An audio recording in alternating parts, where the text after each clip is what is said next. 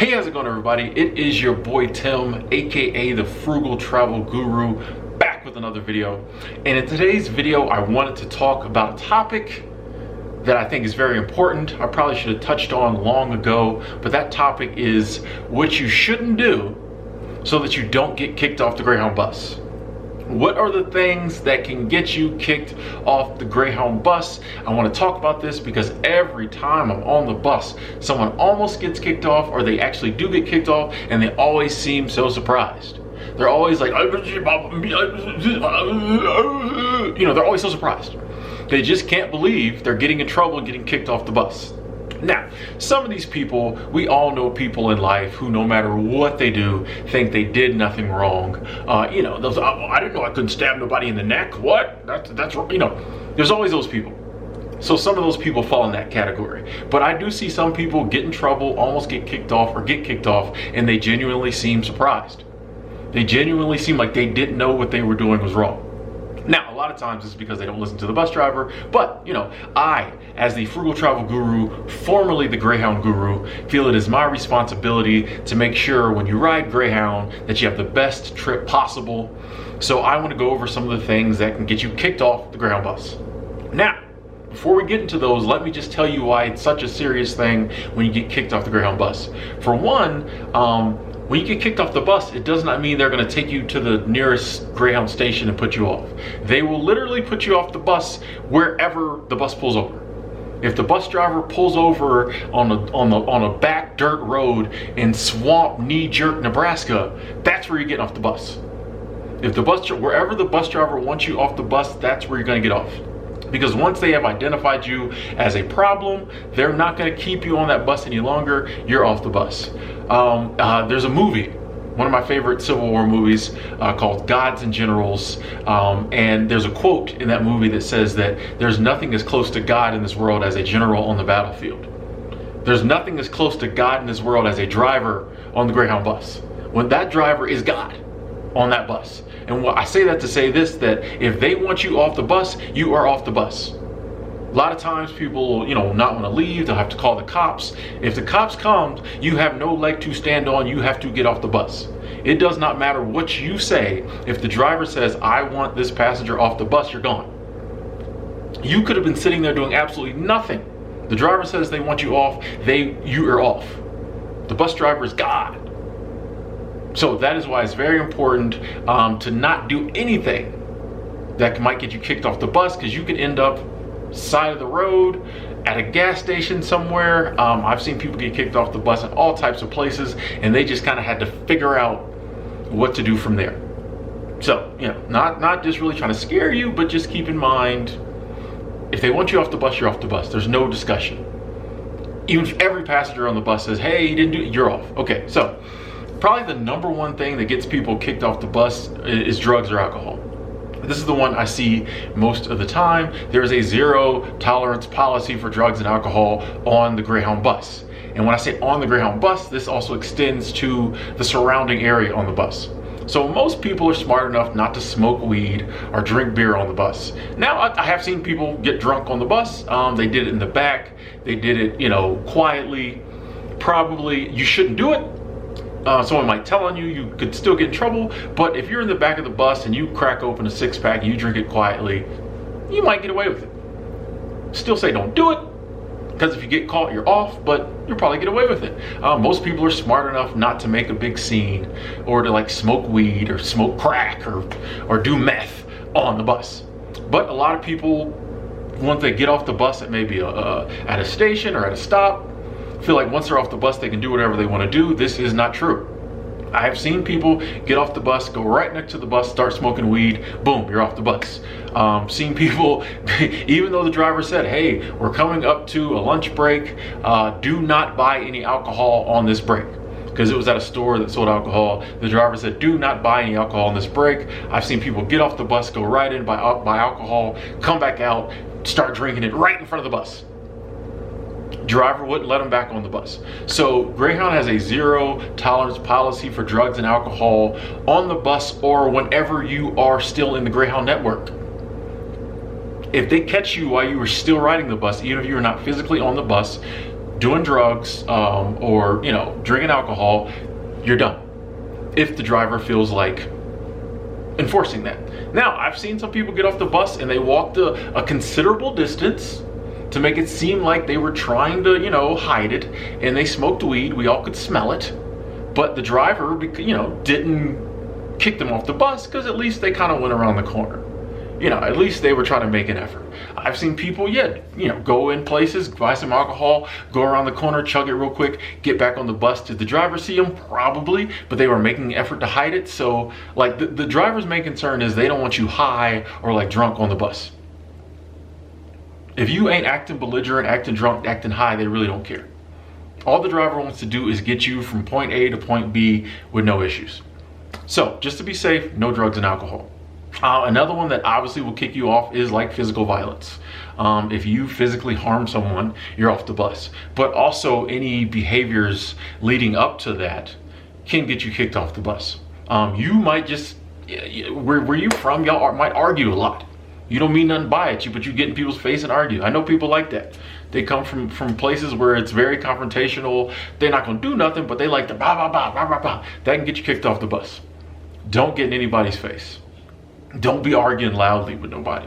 You know, don't be, you know, belligerent, any of that stuff. It can get you kicked off. Now, there are some drivers that will warn you 2-3 times. Hey, calm down. Hey, sit down. That's not going to be acceptable. There are some drivers that as soon as it happens, you're off. You know I'd be one of them. As soon as you got loud, off the bus, whatever. I might give you one warning. Hey, do that again, you off. But it depends on the driver. That's one of the important things on Greyhound. You have to understand all drivers don't have the same temperament. All drivers don't have the same like breaking point. Different drivers, different levels of how much they're gonna take. So I always recommend sit there, be quiet, don't be arguing, don't be standing up in anybody's face, don't be muttering, you know, don't be, you know, I've seen people almost get kicked off because they were looking at somebody's kids funny. You know, just sit down, shut up, like talk quietly. Speaking of talking, I have heard some drivers, they don't like a lot of talking, especially up by them. They don't want you loud on your phones. They don't want you talking loud. And I know you're like, what is this? Like kindergarten, elementary school? I can get in trouble for talking? Yes. If the driver says, I don't want you talking, you cannot talk. Or they can kick you off if they want. Like I said, no matter, you have no leg to stand on. If the driver says no talking and you talk and they try to kick you off, you can't be like, I'm a grown person, I can talk all I want. Yeah, you'll be talking on the side of the road. You'll be talking off the bus. So just, you know, when the driver in the beginning gives those announcements, a lot of people don't listen. You need to listen, because whatever that driver says goes. There are some drivers, like I say, they don't want you on your phones talking loud, especially if you're sitting in those 2 or 3 rows behind them. That can get you in trouble. That could get you potentially kicked off the bus. Sometimes at night, there's some drivers who don't want you talking, or they don't want you on your devices with the bright lights. They want the lights out because other people are trying to sleep. You got to listen when they say this type of stuff. If they say don't turn no lights on, don't turn no lights on. Those are kind of extreme cases. But like I said, you have to listen to what the driver says, because what they say goes. You know, so like I said, talking, being loud on your phones, walking up and down the aisle, not being in your seat, that can get you kicked off the bus. Some people, I think a lot of times are high or on something, but they feel the need to walk back and forth on the bus. Things, you know, the driver's like, hey, sit down. If you don't want to sit down, you can walk back and forth up and down the street, because you're gonna get kicked off the bus. Another big one that happens a lot, smoking in the bathroom. You get smokers who, you know, it's an addiction, so sometimes on a long trip, they gotta have that nicotine, they gotta have that nicotines, and so they'll go into the bathroom and smoke. It's a small bus, you can smell it. Like, people are gonna smell it. And sometimes people will tell.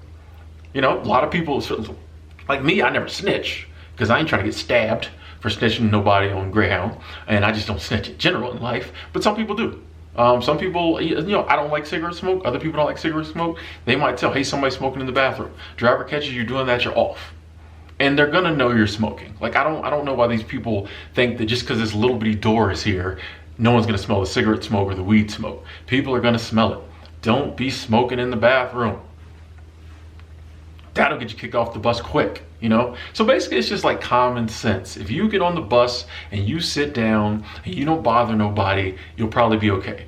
But if you're being belligerent, you're arguing, you're being violent, you're getting in people's face, you're drinking, you're doing drugs, you're just up and out your seat, you're being loud, that's the type of stuff that can get you kicked off the bus. And I know the severity of getting kicked off the bus in the middle of nowhere doesn't really kick in until it happens. Like that's when I, seeing it happen to other people, when I was like, oh, you might see somebody get kicked off the bus at one of the meal stops and they're in civilization, yeah, they're around, a gas station or restaurants, but then you have to realize it might be another 24 hours before another bus comes. Like if you get kicked off the bus, a lot of times they'll let you get on the next bus. You're not just off Greyhound totally. They'll let you keep your ticket, get on the next bus, because you've probably learned your lesson by then. But it might be 24 hours. So, you're in the middle of Cheyenne, Wyoming, and you got to figure out what to do with 24 hours, a whole day. I mean, if you got money, you might can get a hotel, but that's $80 you got to cough up. If not, you just roaming around this strange town a whole day just because you want to be stupid on the bus. And a lot of times, even though they can put you off in the middle of nowhere, a lot of times when they put you off in the middle of nowhere, they will call the cops. They're not going to have you, in most cases, just on the side of the road roaming up and down by yourself, because that's kind of a liability to Greyhound if something happens. So a lot of times they will call the cops when they want to just put you off the bus right where they're at. But now you're like, are the cops going to like arrest me? The cops, if they don't, they're probably just going to take you into the nearest town and put you out somewhere at the station, the police station. Like, so once again, you're stuck somewhere, you don't know where, waiting for the next bus. If you can get back on the bus, it can totally throw you off. It's not like on the train where you get put out at a station or the airport, or on the plane you get put out the airport. You can be anywhere and just have to figure it out. So do your best to not get kicked off the Greyhound bus. I've been riding the bus many years, never been kicked off. Most people I know don't get kicked off, but don't be stupid. Don't be dumb. A lot of these drivers have to deal with stupid people every day. Their tolerance is very low, and it don't take much sometimes for you to be on the side of the road. Anyway, I'm Tim, Frugal Travel Guru. If you have any other Greyhound bus questions, you can leave them in the comment box below. You can hit me up on my social medias directly, and I can answer in like real time. I answer so many questions a day. You can ask anybody. I don't mind talking about Greyhound. Or you can check out my other videos. I've got hundreds of videos on here, a lot of them about the Greyhound bus. Click on my channel page, go through some of the videos, or if you just type whatever Greyhound bus question you have in the search box here on YouTube, one of my videos will probably pop up with the answer. So check those out. Anyway, thanks for watching. Hope you don't get kicked off the bus. Talk to you later.